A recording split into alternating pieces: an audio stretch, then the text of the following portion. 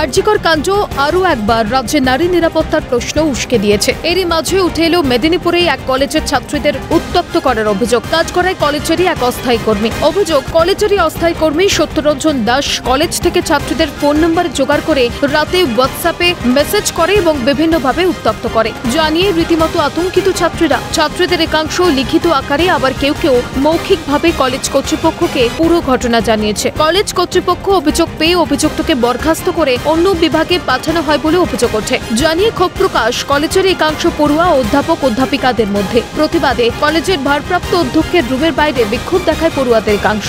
আমাকে একদিন হঠাৎ রাত্রে মেসেজ করেছিল, রাত্রি 10:30টায়।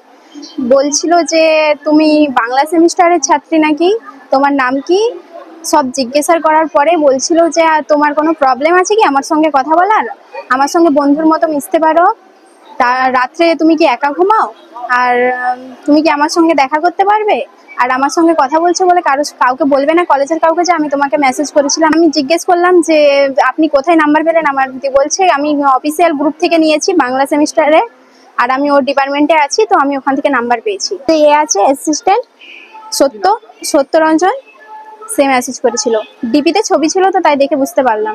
কলেজের নন টিচিং স্টাফ হঠাৎ করে অচেনা একজন ছাত্রীকে কেন মেসেজ করবে, তাতে ছাত্রীরা ভয় পেয়ে যাচ্ছে। কি করতো?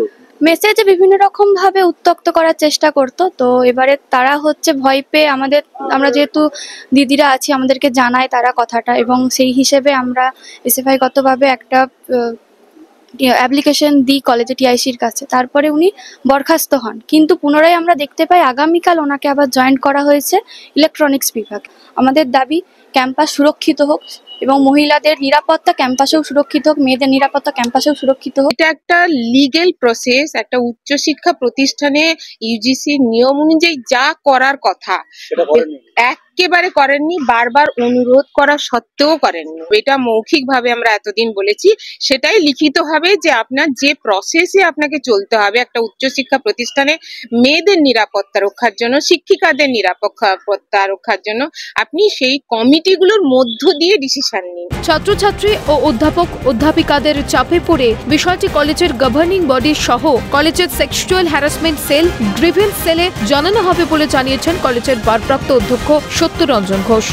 সে মুসলেখা দিয়েছে যে ভবিষ্যতে যদি আমি এই ধরনের কোনো অন্যায় বা কোনো অন্যায় যদি আমি করি, তাহলে কলেজ কর্তৃপক্ষ যে সিদ্ধান্ত নেবে সেই সিদ্ধান্ত মাথা পেতে নেব।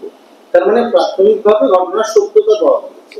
একটা দরখাস্ত অবশ্যই স্বীকার করেছে, সে স্বীকার করেছে। আমি মেসেজ করেছিলাম এই ব্যাপার যে কমপ্লেন আমাকে এসছে, সেখানে ছিল, কাছাকাছি ছিল বা যাই হোক, সে কিন্তু স্বীকার করেছে, লিখেওছে। তার বেসিসে আমি তাকে ছুটিতে পাঠাতে বাধ্য হয়েছি।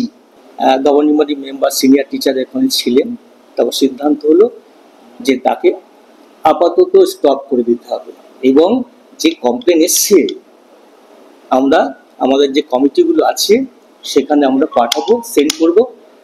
আমরা সিদ্ধান্ত না নিতে পারলে সর্বোচ্চ যে আমাদের বডি গভর্নিং বডিতে নিয়ে যাবো, যে সিদ্ধান্ত হবে সেটাই তাকে মেনে নিতে হবে। বিভিন্ন ছাত্রছাত্রীরা সেখানে পড়তে আসছে, এবং সবথেকে বড় কথা ছাত্রীরা তাদের যে নাম্বার একজন অস্থায়ী কর্মী সে পাচ্ছে কিভাবে, পিছনে কার হাত রয়েছে, কিভাবে পাচ্ছে, অন্য কারোর নিশ্চয়ই মদত রয়েছে। নাহলে এইভাবে ছাত্রীদের রাত্রে অন্ধকার রাত্রেবেলায় বিভিন্ন রকমভাবে SMS করে উত্ত্যক্ত করা হচ্ছে। এখনও পর্যন্ত কিন্তু সেভাবে কোনো রকম করা পদক্ষেপ নেওয়া হয়নি ওই সত্যরঞ্জন দাস বলে যে অভিযুক্ত অস্থায়ী কর্মী রয়েছে তার বিরুদ্ধে। অভিষেক চক্রবর্তীর রিপোর্ট, ক্যালকাটা নিউজ।